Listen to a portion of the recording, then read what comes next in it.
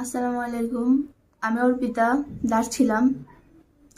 আমার বাবার নাম খোকন চন্দ্র দাস, মায়ের নাম জল্পনা বালা দাস। আহ, আমি ফেনী জেলা সোনাগাজী থানার ৬ নং সরসান্দিয়া ইউনিয়ন, রামকুমার মহাজন বাড়ি। এখন মানে আমি সনাতন ধর্মে ছিলাম, এখন বর্তমানে ইসলাম ধর্ম। আমার 19 বছর রানিং চলতেছে। যেহেতু আমি একটা ডিক্লারেশন দেওয়ার অধিকার আছে, তো আমি বলতে চাইতেছি যে আমি ছোট থেকেই ইচ্ছে ছিল ইসলাম ধর্ম গ্রহণ করার।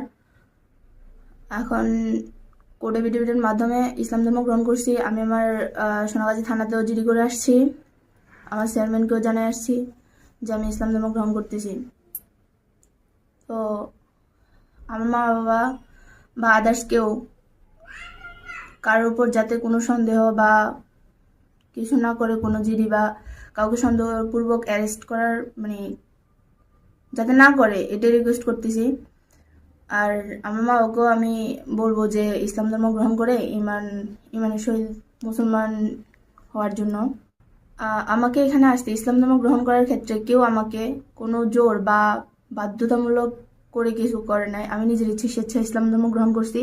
যেহেতু আমি ইসলাম ধর্ম স্বেচ্ছায় গ্রহণ করছি, আমাকে কেউ জোরপূর্বক বা জোর করে এখানে কেউ নিয়ে আসে নাই। আমি যেখানে আছি ভালো আছি। আমাকে নিয়ে টেনশন করার কারো কোনো প্রয়োজন নেই। আর আমার মা বাবাকেও বলতেছি যে আমাকে নিয়ে কোনো চিন্তা করার কোনো পেরেশানি আর কোনো দরকার নেই। আমি ভালো আছি ইনশাল্লাহ, এখানে খুব ভালো আছি। আর আমার আগের নামটা চেঞ্জ করে এখন আয়েশা নামে আমি পরিচিত। তো সবাই দোয়া করবেন আমার জন্য। এতটুকুই। আসসালামু আলাইকুম।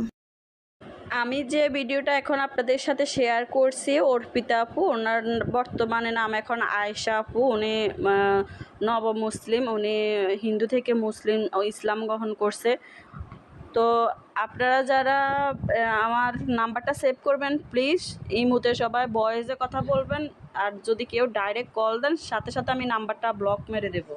আসসালামাইকুম, কেমন আছেন সবাই? আজকে যে আপুটার প্রতিবেদন করব এটা হচ্ছে একজন নব মুসলিম মেয়ে। তো আপুটা আগে হিন্দু ছিল, ওনার নাম অর্পিতা দাস ছিল, এখন উনি মুসলিম হয়েছে।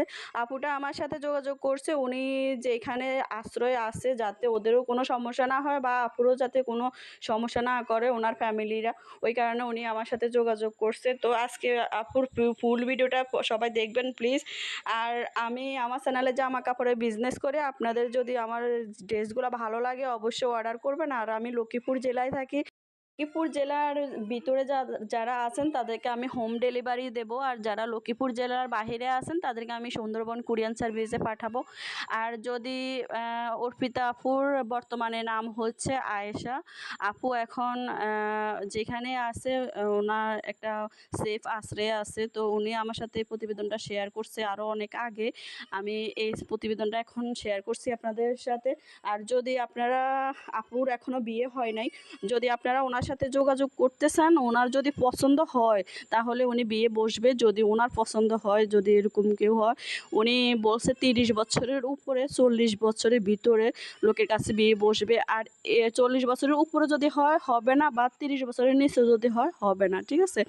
তো আপুর জন্য যদি যোগাযোগ করতে চান অবশ্যই আমার স্ক্রিনে দেওয়া নাম্বারটা সেভ করবেন। সেভ করার পরে ইমো হোয়াটসঅ্যাপ আসবে, প্লিজ সবাই ভয়েসে কথা বলবেন, কেউ ডাইরেক্ট কল দেবেন না। যদি কেউ ডাইরেক্ট কল দেন আমি সাথে সাথে নাম্বারটা ব্লক মেরে দেবো। শেয়ার করছে উনি যদি এরকম কেউ যদি হয় যে 30 বছরের উপরে 40 বছরের ভিতরে ওনাদের ওয়াইফের সাথে ডিভোর্স হয়ে গেছে বা ওয়াইফ মারা গেছে, ওয়াইফ আছে এরকম কারো কাছে, উনি বিয়ে বসতে চায় না, তো এরকম ধরনের যদি কেউ থাকেন যোগাযোগ করবেন। আমি যদি ওনাকে আপনাদের ছবিগুলো দেখাই বা যা ওনার পছন্দ হলে আমি অবশ্যই যোগাযোগ করামো।